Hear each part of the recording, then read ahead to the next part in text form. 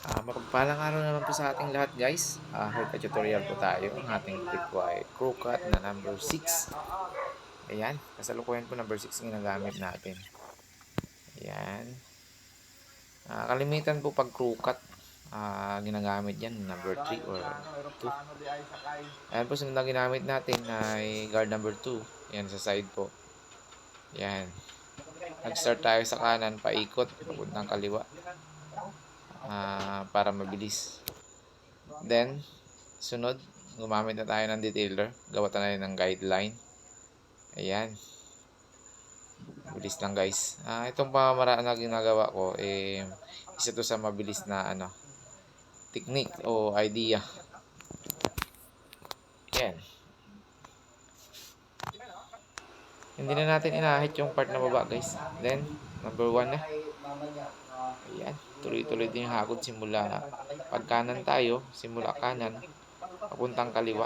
Para tuloy-tuloy yung hagod nung natin, paper. May guide tayo. Ayan. Ayan, ayan guys. Pag kaliwa kayo mag-start. Ayan. Then, 0 open na tayo. 0 open. Tapos 0 close. Laruin na natin yung yung part na kantuan para matanggal yung kantuan niya. Yung ginawa natin ng guideline. Ayan po, malinis na agad. Ayan. Then 0 open na naman. Tuloy-tuloy na naman guys. Simula kanan, papuntang kaliwa. Tayo ay kanan. Kaya ayan ang mas magandang pamaraan. Mas mabilis. Yan. Tapos tinatanggal-tanggal na lang yung mga parting may mga dark spot. Yan po. 0 open po yan. Kasalukuyan natin ginagamit. Yan. Tapos 0 close. Para tuloy-tuloy yung ating gupit.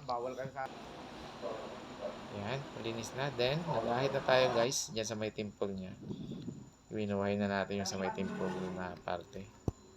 Yan, tsaka konting ahit dyan banda sa may baba. Yan. Yan, same process po sa kabila. Katukuliin din po natin guys, mag-ahit ng kaliwa kanan. Then, gunting at suklay na tayo. Ayan. Pag crew cut po, medyo mahaba ng bahagya yung parting harapan compare doon sa likod at nasa parting ibabaw. Ayan. Ayan. Pwede naman po tayong gumamit ng ng clipper. Clipper over comb. So ako, ipag-crocat, kunting talaga. Ayan po yung ating finished product. Ayan po, paki-like and share po ng ating video para sa mga nais matutong gumupit magkaroon kayo ng idea or technique. Okay, thank you and God bless everyone.